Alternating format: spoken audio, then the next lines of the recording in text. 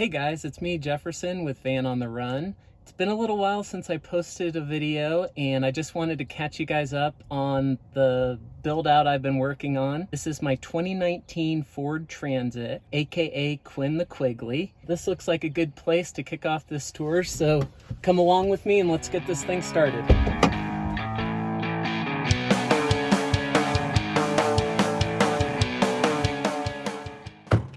So as you can see, Quinn the Quigley is not exactly your standard factory floor Ford Transit. Try saying that 3 times fast.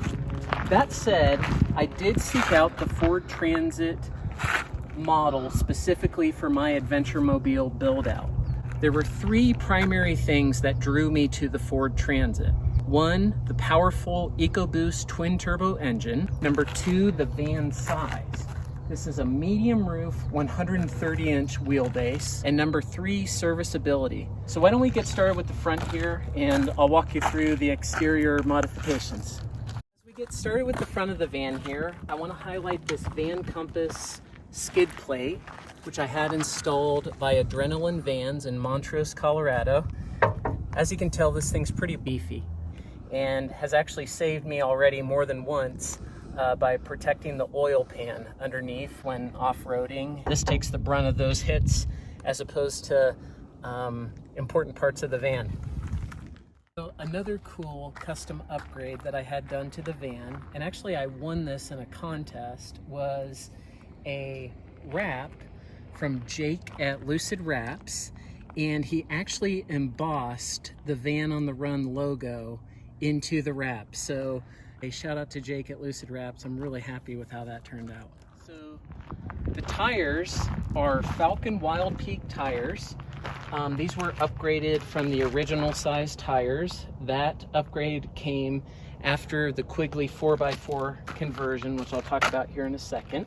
In addition to the tires, you can start to see some of the Bilstein upgrades that are yellow up here. I believe these are the struts. The wheels actually come in a factory chrome. Katie actually was the one who helped with getting these ready and painting them. I think these look way better than the chrome, so this was just a DIY project, but I'm really happy with how this came out. Kind of goes with the black and white aesthetic. Another DIY upgrade that I did to help also with aesthetics was painting the door slider here. So I went with a black look on this, and I think it looks really nice with the kind of white and black aesthetic of the van. It's hard to see from the outside, but it's worth mentioning that this van does not sit like a standard Ford Transit van, and most of that has to do, if not all of it, with the Quigley 4x4 conversion. I had the Quigley 4x4 conversion done in Pennsylvania. I've been very happy with it. It offers a magnet transfer case, which leads to the vehicle being able to operate in 4-wheel high, 4-wheel low, as well as its regular configuration of 2-wheel drive. That has been by far one of the biggest upgrades to this vehicle, and I absolutely love it for its capability that it adds to the van and its usability in the winter months as well. Great, so lastly, we'll come around here to the high clearance rear brackets for the shocks that I had installed by Adrenaline Vans. This is also a Van Compass product. So as you can see there near the wheel is where the shock attaches to the new rear high clearance bracket. So essentially what you're doing is you're replacing the previous bracket so that you get more clearance under the vehicle. Now, as opposed to that, it's actually the rear differential, the thing that looks like a pumpkin there, that is now the lowest hanging point in the rear. And as you can tell, that's pretty bulky. So as you can tell, here we are at the roof. The foundation for all the accessories up here starts with the AVC roof rack. These guys are located in Loveland, Colorado. I purchased the rack from them and installed it myself. I've been very pleased with this. It's very modular depending on what your roof situation is, and that was certainly something I needed with my build. So starting at the front here, we've got a Cali raised light bar. This has a floodlight as well as ambers. I'm super happy with this light. It's great when you're going down Forest Service roads or doing any off-roading at night. What you're seeing here that's covering the light bar is an Aero Lids windshield. And where these are more common in the Jeep industry, I was really happy to find this, as it essentially eliminates all wind noise that was coming off the light bar previously. So I've been very happy with that. Secondly, we've got a star mount here holding my satellite internet. The star mount system is basically an all-in-one conversion to DC power or the standard star mount, Starlink. So I've been really happy with that. To help power the star mount as well as other accessories I've got in the van, I've got a 100-watt Goal Zero solar panel here. That feeds the Goal Zero power pack that's in the van. And then lastly, we've got a Max Air vent that actually was installed with the van before I purchased the van, so that was really nice. I've been happy with that. So as we get started with the interior portion of the tour, I want to start with the garage back here. So as you can see, the framing for the garage and most of the interior build out itself is done with 80/20 aluminum extrusion. And the stuff is lightweight and very nice to work with, and it's very strong as well. I guess firstly here with the garage area is I want to show my slide out here, which is very nice if you're packing bikes or heavy equipment. Being able to get it in and out of the van is super nice. I built into the 80/20 structure that I put together. Let's see here. So it's got a couple of lock points. There we go.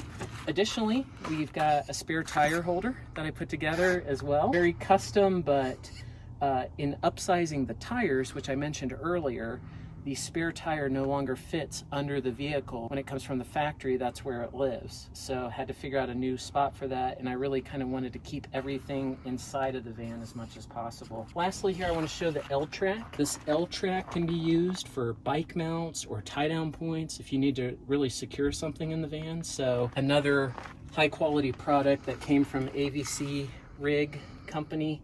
They actually did the floor here as well. So let's step over to the side and we'll check out the rest of the interior of the van. So as we enter the passenger side of the van here, you can tell I've got this really nice automatic step from Amp Research. This was installed by Tourig in Golden, Colorado. It makes entering and exiting the van on the passenger side just so much easier. I'm not sure if you can tell or not, but it's got some little lights here that illuminate, that really help when it's dark outside. And they actually fold up when you close the doors. Doesn't take away from any ground clearance, tucks up nicely, and has just added a lot to making the vehicle more comfortable getting in and out. So this is what I like to refer to as the galley.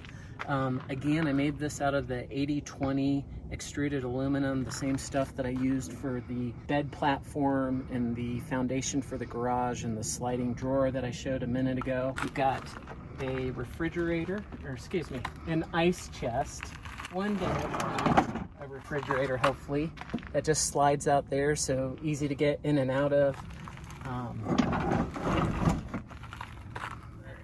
As you can tell, I got this pegboard, so it makes moving around, you know, I guess you could call these cabinets super easy and modular.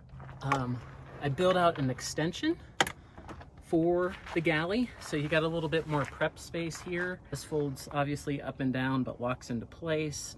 And really with a van, you're trying to maximize just about every square inch that you can, making the van as efficient as possible. And then want to show you the sink.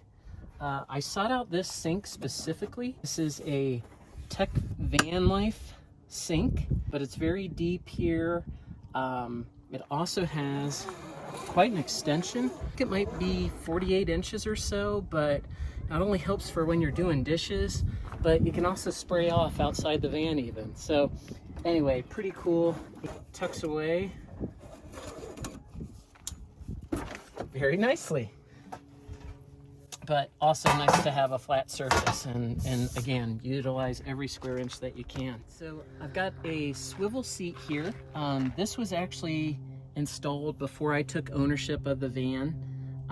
The previous owner, in addition to that Max Air fan, he had installed this. So again, really nice sitting area. Makes the van that much more versatile by being able to swivel the seat here. It locks into place when you're in driving mode. Under the swivel seat, also have a heater installation. Again, this is something that I had AVC Rig do out of Loveland, Colorado. Haven't had much chance to use it. I had it installed in the spring, so really looking forward to using that as fall weather starts to roll in. The bug screen here, this actually unfolds, goes completely down. It's got no seam screen to block out bugs. This was installed by Tourig, again in Golden, Colorado, same company that helped me with the AMP research steps. Another Tourig product that I'm really pleased with are these window covers that I've got basically on all of the windows besides the front passenger and front driver. I've got these all around. These are great for locking in the heat when it's cold or keeping it cold when it's warm. Been super impressed with those, highly functional, and make living in the van and moving around that much more convenient and useful. So one of the DIY upgrades that I'm most proud of that I was able to install myself is this Wolfbox camera. So in essence, I have a full-time rear camera, and I can even adjust the setting of it. It's got a couple other cool things. As you can see, this truck coming along, it's got a front camera as well. And then you can even split it so you can get rear and front. But anyway, it required me to run cables from the rear of the van up to this, connected to a power source. As you can see, it's got GPS in it as well. So anyway, this was an update that I was really proud I was able to figure out on myself. A couple other things I want to point out with kind of what I'd call the foundation of the interior is the ceiling here. This was installed by AVC Rig out of Loveland, Colorado. I mentioned earlier that they did the floor for me as well, but the ceiling, I love how light it is. It really helps with bringing in light to the van. They also did the walls for me in this blue, which I just really like. They did bump outs in the wall, so I don't have flares, which are very common, where you actually cut out the side of the van and then add these flares that give you a couple inches of extra space. As opposed to flares, the bump outs give an extra couple inches of space so that I can sleep, I guess you'd call it east to west. No extra holes to cut, and essentially no other chances of any leaking from rain or anything getting in the vehicle. The bench here, so you can tell right here, this is electrical cabinet, easy to get to. Most of my wiring and stuff comes in through here, is aggregated, and then goes into my Goal Zero Yeti 1500X. I can actually show you, so very easy to access if you need to from the top, or it has side access as well. So you got that, the Goal Zero. And then what is a van build without an interior vacuum? You wouldn't believe how much I use that. But then you can see back there, that's where that sliding drawer is. And then you can see my water system. The gray tank is my fresh water, blue is gray water, and again, that spare tire holder. And then you got this, the bed up here. What's a van build, you know, without a television for relaxing after a long day of playing outside? So yeah, I think that wraps up the interior tour, and I'll give you some final comments before we sign off here. Final thoughts on Quinn the Quigley. Jefferson, why spend 2 years building out this van and making it a camper van? The primary reason is a love of the outdoors. My wife Katie and I, we love getting out and exploring out here in the Southwest. We love hiking mountains, we love biking. I tend to call this the adventure mobile category because it's very custom. It's designed around really living outside the van as opposed to living inside it. The van was built with capability, modularity, and comfort in mind. The van is capable. We talked about the upsize in tires. We talked about the 4x4 conversion. This van was built for getting to remote locations and to the toughest of trailheads. Modularity. So the fact of the matter is, this van can go from camper back to a standard cargo van in 45 minutes, let's say on the high end. That's the modularity part. As life changes, as priorities change, this van can be modified around those.